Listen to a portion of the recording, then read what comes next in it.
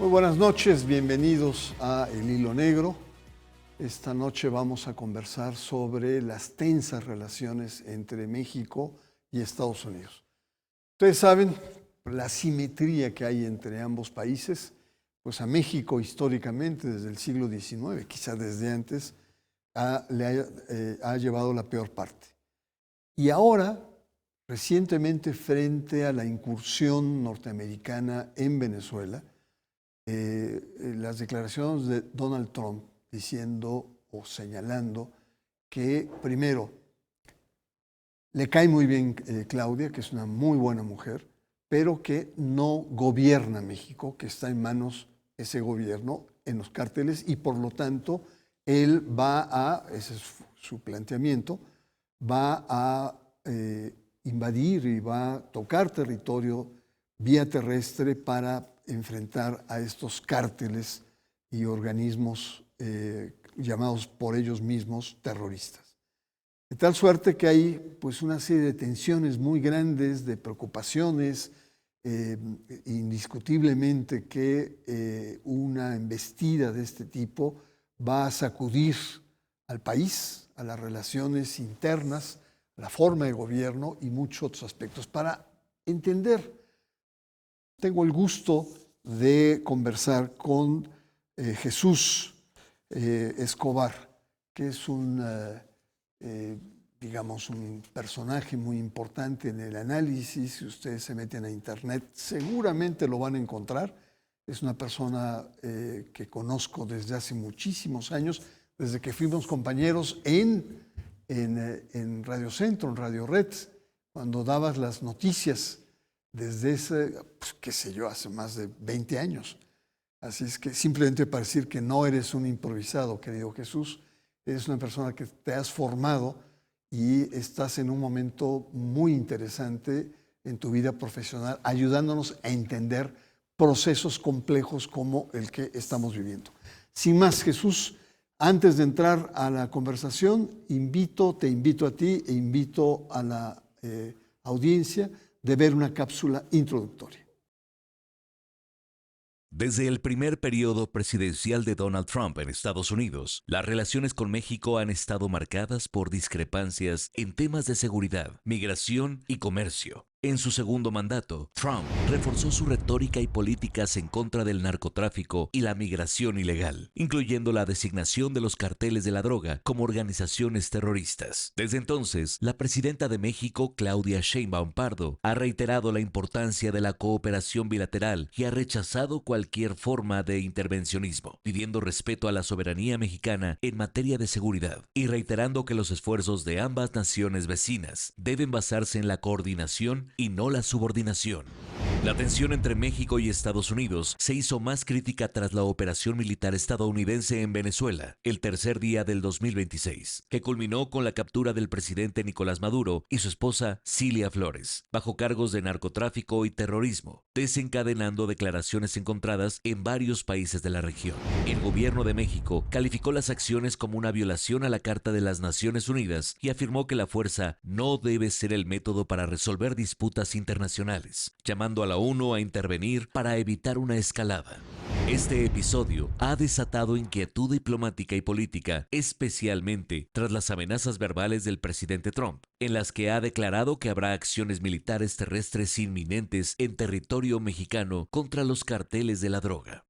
Tras dichas declaraciones, la presidenta Sheinbaum entabló una cordial conversación vía telefónica con su homólogo estadounidense, en la que, según su informe, en la conferencia matutina del 12 de enero, reconocieron los grandes avances de la lucha conjunta contra el tráfico de sustancias ilícitas, coincidiendo en que una intervención directa en territorio mexicano resulta innecesaria. Regresamos, Jesús. ¿Cómo ves estas declaraciones, estas amenazas? ¿Es bluff por parte de Trump que va a intervenir? ¿Lo está sintiendo? ¿Lo está preparando? Así se decía con Maduro y mira todo lo que pasó. ¿Cuál es tu reacción frente a estas declaraciones pues, explosivas que ha hecho Donald Trump de invadir México, de entrar a México? Antes que nada, gracias, querido Bernardo, de verdad, por la invitación. Me siento honrado de compartir contigo espacio. Tú sabes lo que te admiro y te respeto por tu gran trayectoria, siempre aleccionadora en diversos temas que nos ayudan precisamente a profundizar y a complejizar la realidad. Fíjate, yo creo que para empezar y para responder precisamente de entrada te diría que no está blofeando. Me parece que hoy por hoy Donald Trump ya demostró que ladra y muerde. Esa es la realidad de las cosas. No es un personaje que podamos minimizarlo, ni siquiera relativizar lo que expresa, lo que dice, por los intereses que están incluso a su alrededor. Y de ahí comenzaría. Y preguntaría, la primera pregunta que tendría que hacerme es, ¿qué es Estados Unidos? Estados Unidos hoy por hoy ya es una corporación armada supremacista, ya no podemos considerarla incluso como una simple república. Se ha comportado desde hace muchos años como una corporación que maximiza ganancias, minimiza pérdidas y en este proceso lleva a cabo todo tipo de acciones, incluso las más antiéticas para conseguir lo que quiere, siempre con el pretexto, por supuesto, no de la democracia, la seguridad y demás problemas que ellos mismos erosionan, ellos mismos generan, más bien dicho, erosionando conceptos válidos para instalar personajes títeres incluso en gobiernos.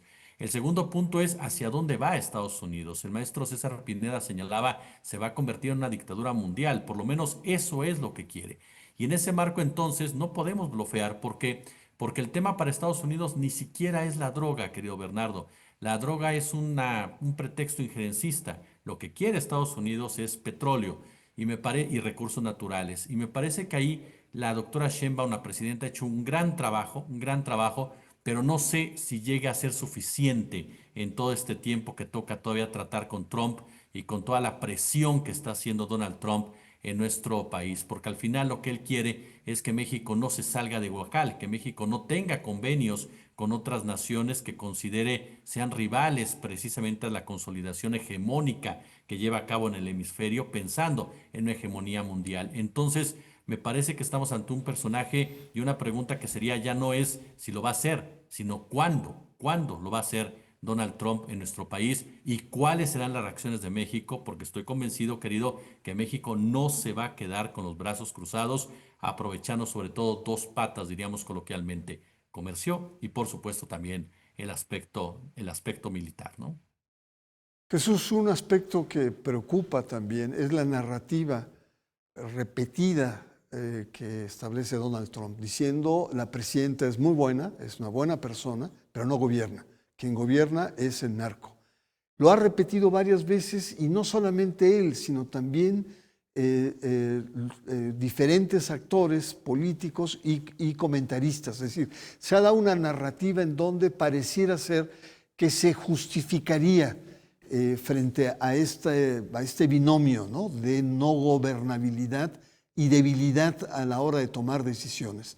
Y esto evidentemente pues abona lo que tú dices, abona a que se justifique una intervención militar terrestre en el lado mexicano. ¿Cómo ves esto? Fíjate que en el campo de la narrativa hay que ser muy cuidadosos, pero sobre todo muy críticos de estas posturas. La historia, y tú eres un experto en la materia, no nos deja mentir, o sea, ni siquiera nos da espacio para una opinión. La historia te marca que Estados Unidos, cuando ha intervenido, cuando se ha involucrado en los países, los ha destruido. Es el caso concreto de Irak, en donde se inventaron una cantidad de pretextos, particularmente las famosas armas de destrucción masiva, y hoy por hoy Irak es un problema serio para sus propios ciudadanos. El caso de Afganistán, el caso de Chile, el caso de Brasil, el caso de Argentina. Es decir, el mundo nos enseña que la intervención norteamericana no genera ningún resultado positivo. Trae consecuencias muy lamentables para los pueblos originarios. Entonces, quienes fomentan ese injerencismo, quienes están de acuerdo supuestamente en que Estados Unidos entre a resolver un problema, que él es el principal generador, como es el narcotráfico, me parece que más bien son personas formadas en un concepto neoliberal, los cuales les enseñaron que así tenían que pensar que la solución viene del norte, pensar que todo viene de parte de los Estados Unidos, cuando en realidad son los problemas. Yo sí estoy convencido que aquellos que están generando este discurso son traidores, traidores a la patria en muchos sentidos, son traidores a lo que es México, no quieren a este país Y la realidad es que te pones a pensar y dices, ¿por qué lo querrían? Si todo el tiempo han respondido a los intereses de Estados Unidos. El PAN, el PRI históricamente han sido partidos vinculados con la Unión Americana, sometidos con los gobiernos norteamericanos, así como también varios empresarios e incluso varios comunicadores que han estado relacionados con las famosas ONGs norteamericanas, que son los que han financiado y patrocinado muchos de sus trabajos.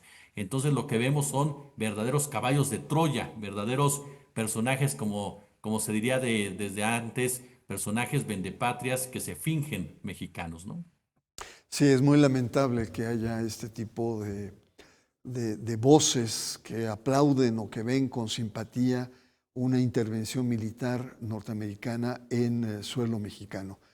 Eh, pero la pregunta es, ¿qué ganarían ellos? Es decir, hay una sensación de que el exagerar esta postura estaría bajo la etiqueta de traición de lo que tú has planteado, sobre todo por el tipo de relación tan asimétrica donde nos ha tocado siempre perder frente a Estados Unidos. Las posturas que propicien una invasión muy probablemente van a ser mal vistas, censuradas o cuestionadas. ¿Cómo ves esto? Una Lili Telles, una Alito Moreno, este tipo de personajes. Fíjate que ahorita pones sobre la mesa, me parece un tema fundamental. ¿Qué ganan realmente? O sea, ¿qué ganan estos personajes? Yo estoy convencido que ellos saben que no van a regresar al poder vía electoral. Hoy por hoy, ¿qué te dice Alejandro Moreno? Hoy por hoy, ¿qué te dice Lili Telles? Hoy por hoy, ¿qué te ofrecen en pocas palabras? Te ofrecen regresar a un México en donde ellos estaban muy bien, pero el resto, millones, no.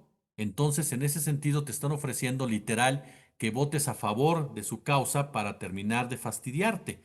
Por lo tanto, no hay una lógica incluso en sus ofertas políticas, porque además no tienen otra, esa es la verdad. ¿Qué te puede ofrecer un Ricardo Anaya? ¿Qué te puede ofrecer un Marco Cortés? ¿Qué te puede ofrecer un Jorge Romero? Todos ellos integrantes del PAN. ¿Qué te puede ofrecer un Rubén Moreira? Es decir, personajes que hoy por hoy ya no te van a aportar nada realmente para el desarrollo de este país y que ellos saben muy bien que la única posibilidad que tienen, o eso es lo que se imaginan, de llegar al poder sería a través de una intervención norteamericana y que por eso la fomentan, pero que tengan en cuenta lo que pasó con María Corina Machado. Es decir, Estados Unidos está analizando muy bien cómo entra a los países, ya no está entrando a punta solamente de tanques, lo que hace es, lo vimos, secuestrar a un presidente, mantener una cúpula y no poner a un personaje como María Corina Machado que le iba a incendiar literalmente el país. Lo mismo pasaría aquí. Si tú colocas a un personaje de esta naturaleza, Salinas Pliego, Alito, el que tú me digas, la mayoría del pueblo no lo va a respetar, no lo va a seguir, no lo va a reconocer y va a generar un entorno similar al que pasó en Irak después de Saddam Hussein, en el cual literalmente no podían ni sacar el petróleo porque todos los días les mataban a alguien. Entonces, me parece que en ese marco los traidores, dice por ahí una frase que es Roma no paga a los traidores, y me parece que eso es lo que deberían de tener muy en cuenta, que han puesto sobre la mesa y han vendido literalmente su credibilidad, han vendido literalmente sus plumas, han vendido literalmente su conciencia por nada, absolutamente por nada, porque difícilmente una intervención estadounidense traería beneficio a alguno de ellos. Preocupémonos de personajes como este Nether, preocupémonos con personajes como este Larry Rubin, esos personajes que son parte del México republicano, este partido cercano al trumpismo, que son el verdadero brazo partidista del trumpismo en México, ¿no? Sí, que han anunciado que se van a reunir precisamente en Washington con los actores de Donald Trump. Jesús, vamos a una pausa, vamos a seguir conversando en nuestro segundo bloque. Yo le recuerdo a nuestro auditorio que estamos conversando en torno a las tensas relaciones entre México y Estados Unidos. Vamos a una pausa, regresamos aquí en el Hilo Negro.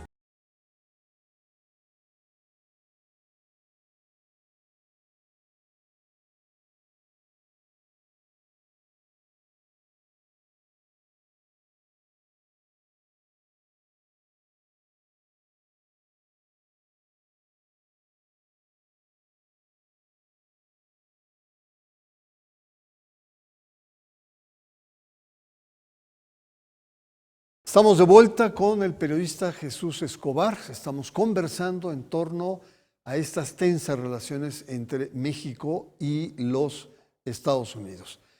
Hay un aspecto muy importante, Jesús, y es también desde el lado de Trump. Trump tiene una agenda muy abierta, es decir, está con el tema de Groenlandia, que está realmente causando furor en Europa. Ya hay varios países, Inglaterra, Francia, Alemania, que están puestos a la defensa, lo cual sería una crisis en la OTAN. Está muy preocupado por lo que está pasando en Irán, incluso también amagando que va a intervenir. Está el tema de Colombia, en fin, está los archivos de Epstein, está el juicio que tiene en Estados Unidos sobre su participación en las elecciones últimas, en las elecciones previas, en donde pierde Donald Trump. Es decir, él tiene una agenda, yo no sé si es para distraer la opinión pública o efectivamente él está abriendo demasiado los abanicos políticos en el mundo, una especie como de cowboy que y empieza a echar bala por todos lados, ¿no? Pero esto complica mucho también lo de México, porque lo de México podría quedar como algo menor, cuando en el fondo, como tú lo has señalado, no es menor, podría darse. ¿Cómo ves esta postura que tiene en Estados Unidos ante una situación económica difícil que está atravesando, una inflación fuerte y otro aspecto, y hay otros elementos de la vida local en el cual Trump no está bien parado, de tal suerte que tiene un 30% de aceptación, lo cual es muy bajo para las ínfulas del presidente Donald Trump? Fíjate que uno pensaría, ¿no? Efectivamente, partiendo del caso de Epstein, Donald Trump le interesa muchísimo que ese caso se entierre. Él lo ha dicho, no una, sino en varias ocasiones. Ahora las protestas en Minneapolis, que se han estado extendiendo a varias partes de Estados Unidos, en donde se cuestiona, se critica, se exige la desaparición de ICE, que se ha convertido en una especie de Gestapo. Algunos lo definen ya como un ejército interno del propio trumpismo. Son problemas internos que desde mi punto de vista van a terminar erosionando precisamente al gobierno de Donald Trump. Estoy convencido de que la solución será Estados Unidos dentro de Estados Unidos en torno a estos personajes. Pero también es cierto que ellos requieren ampliar ese abanico de problemas, querido Bernardo. Requieren convertirse en esta potencia hemisférica, tener el control absoluto de lo que pasa de este lado en Occidente, en donde nada se mueva sin que ellos lo permitan. ¿Por qué? Porque ya no pueden competir con China. Es decir, de 47 rubros tecnológicos que se utilizan para medir la competitividad de las potencias, China lo derrota de 47 en 40. Es decir, no hay forma que compita con China. Bélicamente, Rusia tiene más ojivas nucleares que Estados Unidos. Entonces, nos topamos con que hoy Estados Unidos muchas de sus decisiones las está tomando para una sobrevivencia como tal, para un fortalecimiento como tal, para poderse fortalecer hacia adentro, pero después tratar de presionar hacia afuera. Yo no creo que se queden quietos. Entonces, cada una de estas acciones busca eso, control, una dominancia desnuda, diría mi querido César Pineda, en donde ya no tienen ningún tipo de límite, ningún tipo de empacho en reconocer que buscan controlar cada territorio para poder garantizar su propio suministro, pero a la vez el control frente a a nuevas potencias, a nuevas figuras en el mundo. Entonces, yo sí creo que estamos ante un escenario en donde cada frente que abre tiene una razón geopolítica, pero también tiene un problema interno y tantos frentes van a terminar por erosionarlo de una forma u otra. Y sí, te reitero, sí creo que el problema para Trump se va a seguir incrementando, para el trumpismo, se va a seguir incrementando al interior de su propio territorio, ¿no? Sí, muchos analistas, entre ellos tú, plantean que hoy el mundo está viviendo una fase de una tripolarización, es decir, las tres grandes potencias que son Rusia, China y evidentemente Estados Unidos, y que Estados Unidos está desesperadamente luchando para no dejarse, digamos, superar o barrerse. Pero otros también dicen que una debacle norteamericana sería terrorífica para el mundo occidental en términos económicos, incluyendo México. ¿Cómo ves esta nueva relación geopolítica en la cual está inmerso Estados Unidos y que también influye en las relaciones con México? Mira, yo creo que, por supuesto, digo, Tenemos una dependencia económica hacia los Estados Unidos, que incluso esa dependencia comercial es lo que impide en un momento dado que Trump se abalance como quisiera hacia nuestro territorio. Pero me parece que tarde que temprano se va a presentar, querido Bernardo. Creo que Estados Unidos no tiene mucho camino ya por recorrer, sobre todo si sigue tomando ciertas decisiones que lo están llevando a generar sus propias asimetrías locales, con más pobreza, con un fortalecimiento oligárquico. Y lo que están haciendo es lo que les queda, literalmente, utilizar el belicismo para imponer sus condiciones y de esa manera que el mundo literal, a través de los aranceles, les mantenga la hegemonía. Yo no creo que Estados Unidos se derrumbe de tal manera que deje de ser un jugador importante en el mundo. Lo que sí creo es que va a dejar de ser lo que es en la actualidad y el mundo tendrá que empezar a verse hacia adentro. México tiene que apostarle hacia su política industrial y tienen que empezar a pensar tarde que temprano en que hoy por hoy China ya es el país que tiene más presencia comercial en el mundo entero. ¿Podría darse una situación financiera caótica? Sí, sí podría darse en lo que se genera la transición, en pocas palabras comerciales. Se da a conocer una noticia interesante en el caso de Canadá. Ahora que Trump amenaza con reventar el TEMEC, Canadá se acerca a China. Entonces, hay que empezar a diversificar, hay que empezar a pensar en el futuro. El caso de México no es tan sencillo por estos vínculos que mencionamos, pero me parece que el mundo ha comenzado a virar ya hacia ese lado, incluso el propio Europa. Ayer escuchábamos ya ciertos acercamientos europeos con China también, el caso concreto de España. Entonces me parece que, y sobre todo a raíz de lo de Groenlandia, me parece que comienza a darse ya también en Occidente una postura de acercarse más hacia China que alejarse como tal y quiere Estados Unidos. Me parece que estamos ante un escenario en donde tanta presión norteamericana puede jugarle en contra en muchos aspectos y principalmente en una desestabilización financiera que podría acarrearle todavía más problemas internos de los que actualmente ya tiene y con ello debilitarlo todavía más en el aspecto financiero. ¿Cuál es el riesgo, querido? Que al debilitarse todavía más en el aspecto financiero, pues lo único que le queda para mantenerse son las armas, ¿no? Sí, lamentablemente sí, el panorama es complejo. Y hablando de perspectiva, creo que el 2026 es un año clave. Ya lo ha señalado, uno es el tema de la revisión del Tratado de Libre Comercio, clave para México, evidentemente, aunque Trump lo ha desdeñado diciendo que no es nada el Tratado Comercial América del Norte. Y el otro son las elecciones norteamericanas, las elecciones de noviembre, en donde ahí se va a ver efectivamente, se va a hacer sentir el voto interno ciudadano norteamericano que va a ser determinante en este proceso. ¿Cómo verías este panorama prospectivo, concretamente para el 2026?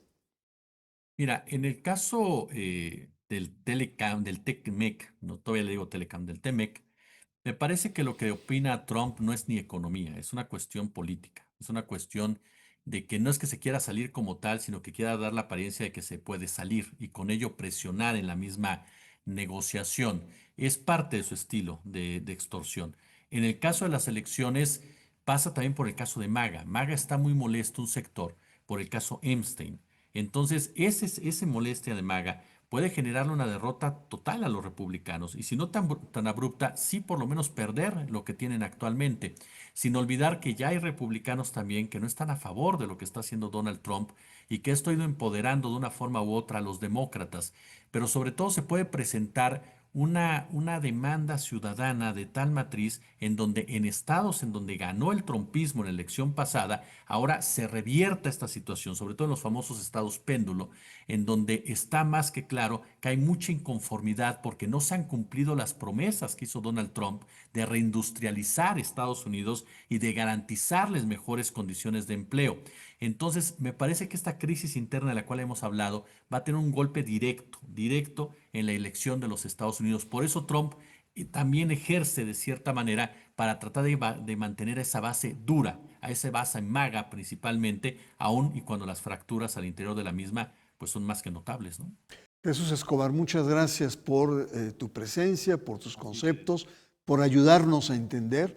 2026 va a ser un año fundamental, por lo tanto, entonces creo que tenemos de aquí en adelante bastante materia de cómo analizar, no solamente para México, sino para el mundo, de tener este presidente pues tan atípico, tan violento y perdón la palabra, pero gandalla, en serio.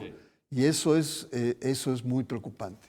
También agradezco a nuestra audiencia para que nos haya acompañado esta noche y también le emplazo para que la próxima semana sigamos con esta serie de México, Estados Unidos, aquí por El Hilo Negro. Hasta la próxima semana.